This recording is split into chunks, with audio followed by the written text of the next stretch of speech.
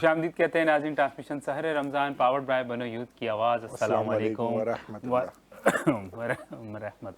जी। जी तैमूर भाई। हाँ बिलाल भाई, हमारे साथ एक दफ़ा फिर ट्रांसमिशन में हमें जी गुलाम मोहिउद्दीन भाई ने ज्वाइन किया है। मैं आपसे ही आगाज़ करना चाहूँगा गुलाम भाई। गुलाम भाई, कोई शोबा ऐसा नहीं है जिसको आपने छोड़ा ना हो। हर शोबे के अंदर आपने काम किया है और वहाँ से टैलेंट उठा के दुनिया माशाअल्लाह। को दिया है। ख़ास तौर पर शहर कराची की बात करें, औरंगी टाउन से लेकर आपने शहर कराची का एक एक चप्पा, मेरे ख्याल से एक एक गली के अंदर कोई आपका शागिर्द होगा, कोई ऐसा शख्स होगा जिसको आपने कोई प्लेटफॉर्म प्रोवाइड किया होगा।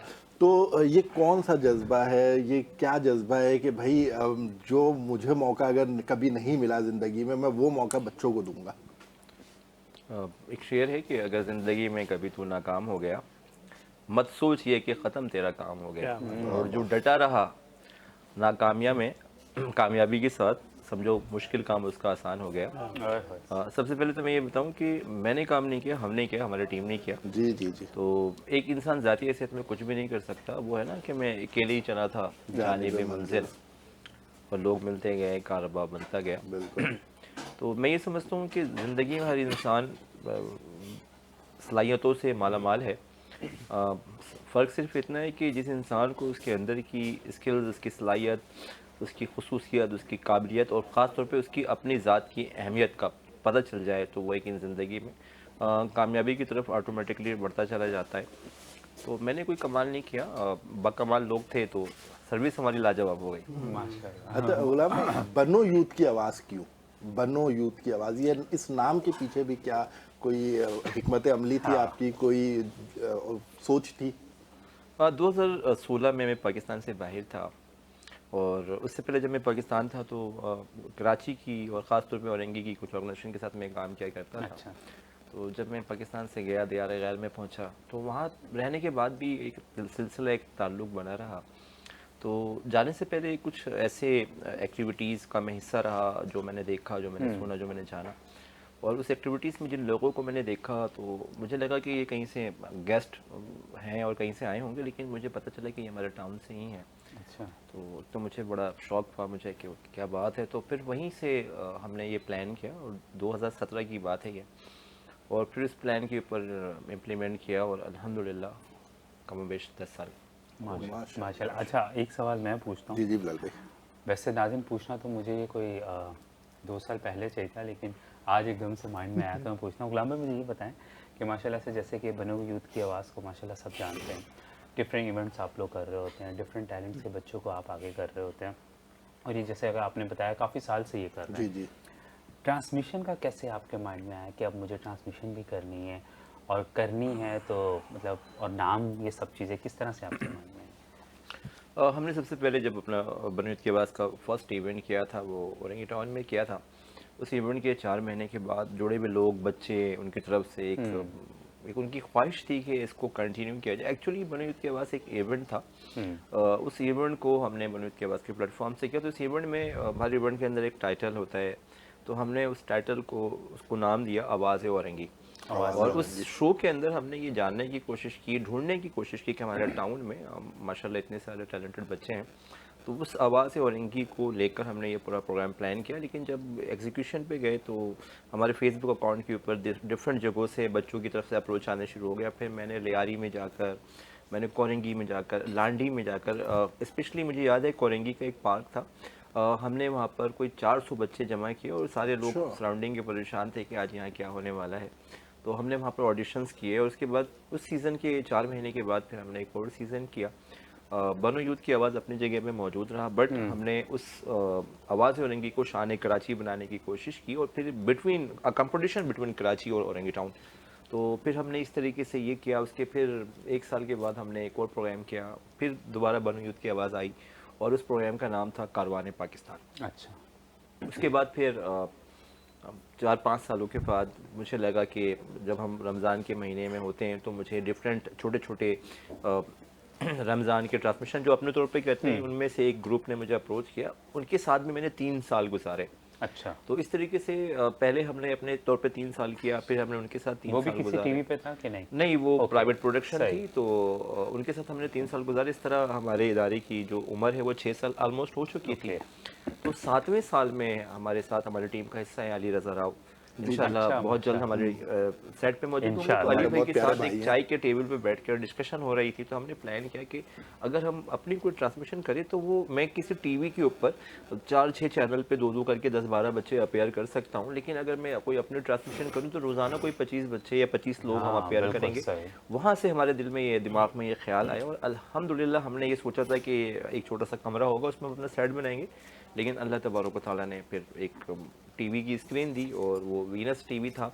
और कमाल ये हुआ कि जब हमने ये ट्रांसमिशन की, गालिबन हमारी ऑर्गेनाइजेशन का 7वां साल था, लेकिन जिस तरह हमने कहा कि हमें लोग मिलते गए, तो 7वें साल में और बनो ईद की आवाज़ की पहली टीवी की ट्रांसमिशन में 2024 में। हमें हमें ज्वाइन किया बिलाल इकबाल ज़फ़र। जी जी। मुझे लगता है ट्रांसमिशन किया आपने इसलिए कि हम मिले। ये तो निज़ाम कुदरत है, अल्लाह तबारक व तआला ऐसे बहुत सारे जी। लोगों को आपस में यकजा करता है, जो एक जैसी खुसूसियत, ख़ासियत या एक जैसे जज्बे के साथ जो है वो आगे बढ़ने की कोशिश करते हैं। सही, सही, माशाल्लाह, माशाल्लाह, महबूब भाई, जज़ाकल्लाह जी। अगर हम महबूब भाई से इस गुफ्तगू को थोड़ा सा आगे बढ़ाएं, गुलाम भाई के साथ आपका भी एक लंबा सफ़र है, कई सालों का साथ है आपका। जिस तरह से गुलाम भाई ने एक अपनी जर्नी बताई है, उस जर्नी में आप वहाँ किस किस मकाम पे खड़े रहे और क्या क्या आपने चैलेंजेस देखे जो गुलाम भाई ने फेस किए या आप लोगों ने मिल के फेस किया उसको? शुक्रिया। देखिए, जिस मकसद के तहत माशाल्लाह ग़ुलामुद्दीन साहब काम कर रहे थे, मेरी सोच भी बिल्कुल एज़ इट इज़ थी। मैं भी एक ऐसे जोहरी के तलाश में था कि कोई किसी के साथ मिल के मैं पारस बनूँ और ओए होए, ना सिर्फ औरंगी क्या बल्कि बात। शहर कराची को भी मुस्तफ़ीज़ करूँ। तो जब से माशाल्लाह मोइनुद्दीन साहब से रब्ता रहा और उनके साथ माशाल्लाह पेश रहे, इनके इवेंट को मैंने अटेंड किया, तो मैंने देखा कि किसी एक पर्टिकुलर चीज़ में इनकी इंटरेस्ट नहीं है। हर वो चीज़ जहाँ पर इनकी मौजूदगी से किसी को फ़ायदा हो सकता है, किसी को प्लेटफॉर्म मिल सकता है। मैं इनके साथ कराची यूनिवर्सिटी भी गया, मैं इनके साथ NED यूनिवर्सिटी भी गया, इकरा यूनिवर्सिटी और बहरिया यूनिवर्सिटी गया, मुख्तलिफ सही। स्पोर्ट्स के इवेंट माशाल्लाह इनके साथ अटेंड किए। तो मैंने किसी लम्हे भी इनके जहन किसी गोशे में किसी एक के लिए खसूसियत नहीं रखी। इन्होंने हर चीज़, हर शख्स को यकसुइयत के साथ और मयार के साथ तोला उन्होंने, और किसी एक को भी खासियत नहीं देखी कि फ़लाँ का भांजा है, ये फ़लाँ का भतीजा है, उसको आगे किया जाए, बल्कि सही। टैलेंट को प्रमोट किया। मैंने जहाँ जहाँ इनके साथ मैं रहा, मैंने देखा कि माशाल्लाह जिस तेज़ी से इन्होंने नई नस्ल को जिद्दत के तौर पर लेकर आए, आगे लेकर आए। मैं भी इस ट्रांसमिशन में मैं अपने माशाल्लाह 2-3 नातख़्वां को कारी को माशाल्लाह लेकर आया, तो वो उसके जो फैमिलीज़ हैं वो इंतहाई माशाल्लाह उनके दुआओं में हम शामिल हैं। मैं ना सिर्फ मैं शामिल हूँ बल्कि मोइनुद्दीन साहब भी शामिल हैं कि उन्होंने एक ऐसा प्लेटफॉर्म उनको दिया कि उनको नहीं पता था। बिल्कुल मैं एक नातख़्वां बच्ची को लेकर आया था, उसको नहीं पता था कि वो अच्छी नात पढ़ सकती है। ऐसी नॉर्मल घरों में मिलाद वगैरह में कज़न वगैरह पढ़ लेती थी। जब माशाल्लाह ट्रांसमिशन में आई वो, तो उसके अंदर एक इनकरेज आ गया। और वो बार बार मुझसे मैं करती कि भाई कब चलना है, मुझे चलना है, शौक़ इंटरेस्ट है, मुझे बिल्ड आगे होता बढ़ना है। है। जी। तो जो लोग माशाल्लाह जब प्लेटफॉर्म मिल जाता है उनको और उनको सही लोग मिल जाते हैं, तो माशाल्लाह फिर उनके अंदर शौक़ पैदा होता है। उन्हीं से फिर लोग ऐसे जो जितने नामवर नातख़्वां हैं, जितने यहीं से खिलाड़ी शुरू हैं, होता है। इन्हीं से निकले। इनिशियल जी, जी। स्टेज पे आके जब उनकी उंगली पकड़ते हैं, तो फिर वो आगे बढ़ के इंशाल्लाह उसके अंदर टैलेंट जो अल्लाह ने दिया होता है उस उभार आता है, उनके अंदर शौक़ पैदा होता है। फिर वो नामवर लोग बनते हैं, तो इनके पीछे मोइनुद्दीन साहब जैसे लोग मौजूद होते हैं। मैं इनके सलाम करता हूँ इनको, और मेरी कोशिश है कि जहाँ जहाँ मेरी ज़रूरत है इनको मैं इनके साथ हाजिर हूँ। माशाल्लाह, माशाल्लाह, क्या मुज़म्मिल बात। भाई से भी अगर हम इसी मौजू को जी। आगे बढ़ाएं, मुज़म्मिल भाई आपका भी एक साथ है बनो यूथ की बिल्कुल, आवाज़ के माशाल्लाह। साथ, गुलाम मोहिउद्दीन भाई के साथ। आपका किस तरह से सिलसिला जुड़ा और अब आप किस किस महाज पर जी। मोहिउद्दीन भाई के साथ काम कर रहे हैं? अब जो मेरा सिलसिला अभी मैंने बताया भी था चंद दिनों पहले कि तकरीबन 6 दोबारा महीने बता दें, कोई पहले बात जुड़ा है, और 6 महीने से अल्हम्दुलिल्लाह मुख्तलिफ इवेंट्स में जाना हुआ। जैसे कि मेरी टाइम का एक इवेंट था, वहाँ होस्टिंग करने का मौका मिला। वहाँ पहली दफ़ा ज़िंदगी मैंने मतलब एक इवेंट के तौर पे होस्टिंग की। जी। उसके बाद फिर अभी एक बिहार वेलफेयर का इवेंट हुआ। ना चाहते हुए अल्लाह पाक ने मौका दिया कि उस पूरे इवेंट को अकेले एक फीमेल होस्ट के साथ अकेले होस्ट किया, तो वो भी एक मौका मिला अल्हम्दुलिल्लाह। उसके अलावा फेडरल उर्दू यूनिवर्सिटी का जब CS3 का इनका जो फेयरवेल था, वहाँ पे एज अ गेस्ट स्पॉन्सर जो है बनो यूथ की आवाज़ के रिप्रेजेंटेटिव के तौर पे गया। इसके अलावा दीगर मौके पर जाना हुआ बनो यूथ की आवाज़ के प्लेटफॉर्म से। और अब जो है अल्हम्दुलिल्लाह मैं जो हूँ central president of educational wing हूँ पूरे माशाल्लाह। पाकिस्तान का, जो कि जितने भी माशाल्लाह। एजुकेशनल के हमारे जी। काम होंगे बनो यूथ की आवाज़ के इंशाल्लाह वो मेरे हैंड ओवर किए गए हैं, तो उसको मैं बड़ी खैर खूबी के साथ और इंशाल्लाह हमें उम्मीद है कि आप बहुत अच्छी इंशाअल्लाह। तरीके से उसको करेंगे इंशाल्लाह। और सैफ अली की आवाज़ शामिल करते हैं, फिर हमारे इंशाल्लाह साथ सैफ अली इजाज़त लेंगे। मौजूद जी। है, नाते रसूल मकबूल सल्लल्लाहु अलैहि वसल्लम पेश करें।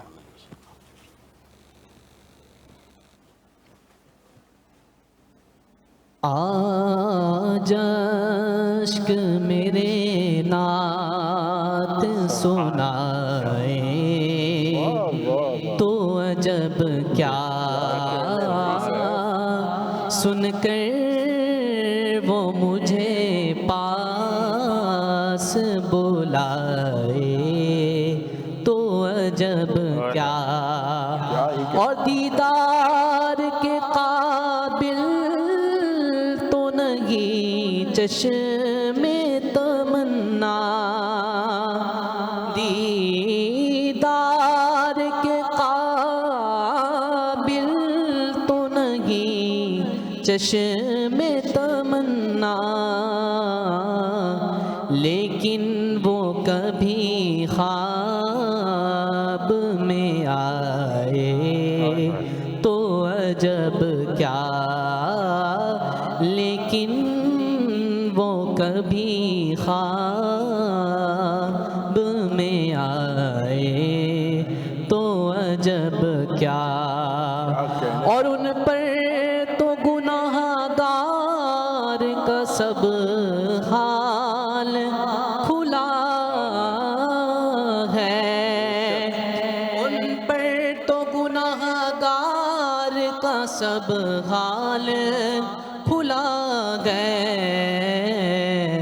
इस पर भी वो दामन में छुपाए तो अजब क्या, इस पर भी वो दामन में छुपाए तो अजब क्या। आज अश्क मेरे नात सुनाए तो अजब क्या, और सुनकर वो मुझे पास बुलाए तो अजब क्या। क्या बात है, माशाल्लाह माशाल्लाह और जज़ाकल्लाह। और आप सब तमाम मेहमानों का जज़ाकल्लाह। ट्रांसमिशन में आप लोग अपना कीमती टाइम निकाल के आए, स्पेशली आपका, क्योंकि तो हमारे पैनलिस्ट आते हैं, आपका बहुत कीमती टाइम है, क्योंकि आप साथ साथ डायरेक्शन भी कर रहे होते हैं, चीज़ें भी लाइन अप कर रहे होते हैं।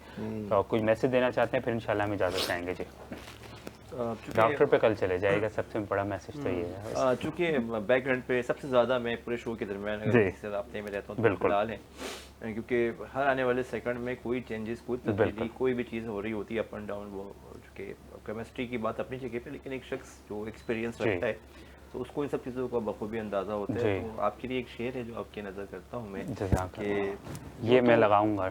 जी। यूँ तो दुनिया में जलवा नुमा थे हज़ारों लोग, ओए होए। यूँ तो दुनिया में जलवा नुमा थे हज़ारों लोग, एक तेरा ही रंग जुदा था जहाँ तक नज़र गई। ओए होए, सुभान अल्लाह, माशाल्लाह। तो बस नज़र की बात है, और बिल्कुल। और बाकी सारे लोग भी माशाल्लाह है, बाकमाल लोग हैं, लाजवाब सर्विस है जो आप देखते हैं। बिल्कुल माशाल्लाह। और ये शेर आपने जाते जाते कह दिया, दिल नहीं चाह रहा, लेकिन जाना पड़ेगा समय पे। तो नाज़रीन, जी बिल्कुल नाज़रीन, चाहते हैं आपसे इजाज़त। इंशाल्लाह कल दोबारा ज़िंदगी रही तो आपके सामने हाजिर होंगे, खूबसूरत सी ट्रांसमिशन के साथ, खूबसूरत से सेगमेंट के साथ, खूबसूरत से मेहमानों के साथ, खूबसूरत से टॉपिक के साथ। तो अपना बहुत ख्याल रखिएगा, ट्रांसमिशन हमारी देखते रहें, अपना फीडबैक हमें देते रहें, हमारे लिए बहुत बड़ी मोटिवेशन की बात होती है। और अपना बहुत ख्याल रखें, कल दोबारा इंशाल्लाह मिलते हैं। अस्सलाम वालेकुम व रहमतुल्लाह।